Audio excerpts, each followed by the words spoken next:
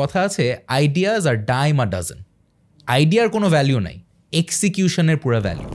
মানুষজন আইডিয়া নিয়ে এত পজেসিভ হয়ে যায় যে আমার আইডিয়া আছে, আমি বলে ফেলবো, কেউ করে ফেলবে, but ideas are worthless as a young person and say আচ্ছা আমার 2-3 বছরের মধ্যে সাকসেস লাগবেই, আর না হলে আমি ছেড়ে দিব।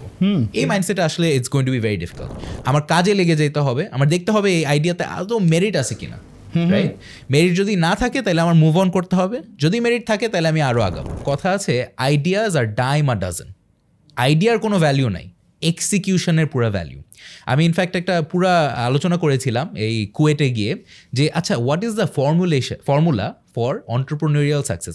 অর্থাৎ আমি যদি স্টার্ট আপ অন্টারপ্রেনিউর হতে চাই আর আমি যদি একটা E=mc² বের করতে চাই যে স্টার্ট আপ সাকসেসের জন্য, তাহলে সেই ইকুয়েশনটা আদৌ কী হবে বা দেখতে কীরকম হবে।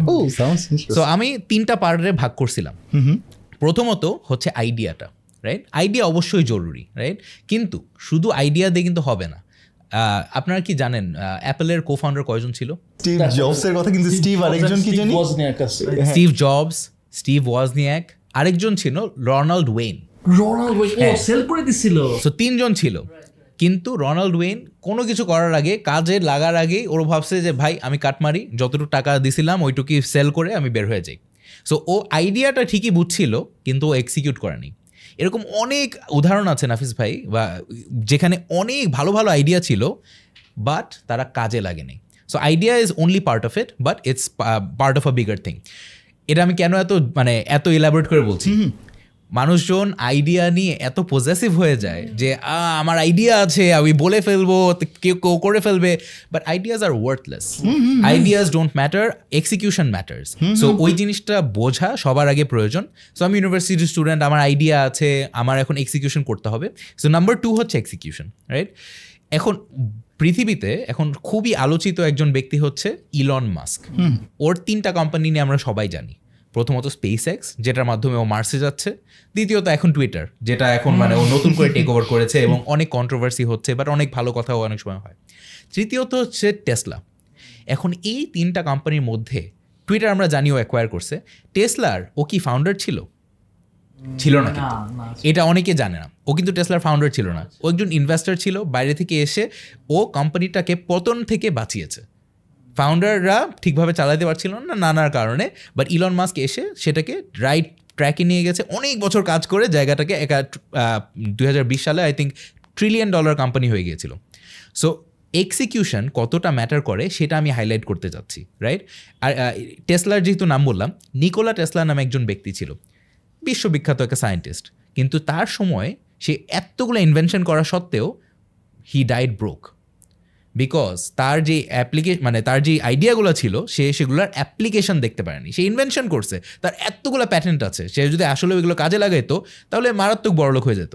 কিন্তু সে সেটাকে নিজে কাজে লাগে, হয়তোবা তার সেটা ইচ্ছাই ছিল না, তার হয়তোবা সায়েন্স রিসার্চ নিয়ে ইচ্ছা ছিল, হুইচ ইজ ফাইন, আমি ওইটা বলছি না। বাট ব্যবসা করার যদি ইচ্ছা থাকে তাহলে আইডিয়া এক্সিকিউশন দুইটাই important. Lastly is time.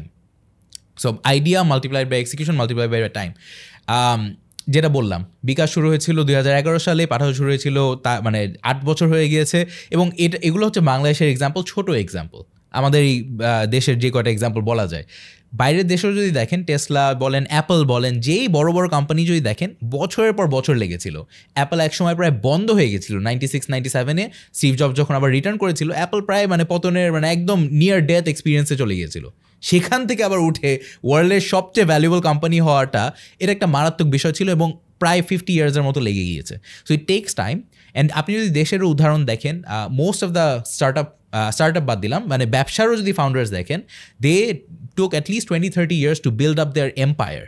So who am I to come in as a young person and say আচ্ছা আমার 2-3 বছরের মধ্যে সাকসেস লাগবেই, আর না হলে আমি ছেড়ে দিব। এই মাইন্ডসেট আসলে it's going to be very difficult. So to answer your question, as a young person I need to take my idea, আমার সেটাকে কোনো একটা ধরনের MVP বা মিনিমাম ভায়াবল প্রোডাক্ট বানাইতে হবে, আমার কাজে লেগে যেতে হবে, আমার দেখতে হবে এই আইডিয়াতে আদৌ মেরিট আছে কিনা, রাইট? মেরিট যদি না থাকে তাহলে আমার মুভ অন করতে হবে, যদি মেরিট থাকে তাহলে আমি আরও আগাবো। And I have to give it time. আমার 1-2 দিনে ছেড়ে দিলে হবে না। যদি মেরিট নাই তাহলে আমার অন্য কোনো আইডিয়াতে চলে যেতে পারি, বাট যদি মনে হয় যে এটা সময় লাগতেছে বেশি, তাহলে this is not the game, you need to move on or you have to set realistic expectations. এটাই। তুমি এখানে একটা টার্ম বললা যেটা অডিয়েন্সের জন্য আই থিঙ্ক এক্সপ্লেনেশন দিলে অডিয়েন্সের জন্য বেটার হয়, এমভিপি বললা। তো এই জিনিসটা তুমি যদি বলো যে এমভিপিটা কিভাবে করা যায়, কিভাবে করব, মানে কতটুকু ইনভেস্টমেন্ট নিয়ে নামবো just to test the market যে এটা কি আদৌ রাইট কিনা, এই জায়গাটা একটু যদি বলো। সো স্টার্ট আপ যখন শুরু করে ভাইয়া, আমার ওপিনিয়ন হচ্ছে ফাউন্ডিং টিমের কিছু স্কিলস থাকতে হয়। আইদার সে হবে বিল্ডার অথবা সে মার্কেটার হবে, বা এমন কিছু করতে পারবে যেটা তার স্টার্ট আপকে শুরুতে হেল্প করবে, রাইট? সো ফর এক্সাম্পল পাঠাও যখন শুরু হয়, আমরা শুরু করেছিলাম একটা ফেসবুক গ্রুপ দিয়ে ভাইয়া, রাইড শেয়ারিং অংশটা, রাইট? এই ফেসবুক গ্রুপের মাধ্যমে আমরা অনেকজন মানুষকে একত্র করে রাইড শেয়ারিংয়ের কনসেপ্টটা পপুলারাইজ করেছি। অ্যাপ কিন্তু তখনও বানাইনি। সো এটাই ছিল আমাদের মিনিমাম ভায়াবল প্রোডাক্ট। আমাদের জাস্ট যাচাই করা দরকার ছিল যে মানুষ কি অচেনা মানুষের পিছনে বাইকে করে এক জায়গা থেকে আরেক জায়গায় যাবে কিনা। That was the MVP. So it can be very low, মানে the bar can be very low. আপনার এত যে প্রথম দিনই AI দিয়ে অ্যাপ বানাইতে হবে, that is not the case, it's just not the case. So দ্বিতীয়ত হচ্ছে ফাউন্ডারদের নিজেদের কিছু স্কিলস রাখতে হবে। আমাদের ফর এক্সাম্পল যখন পাঠাও অ্যাকচুয়ালি শুরু হয়েছিল কুরিয়ার ব্যবসা দিয়ে, আমরা ডেভেলপার ছিলাম, মানে অ্যাকচুয়ালি ইঞ্জিনিয়ারিং করতে পারতাম।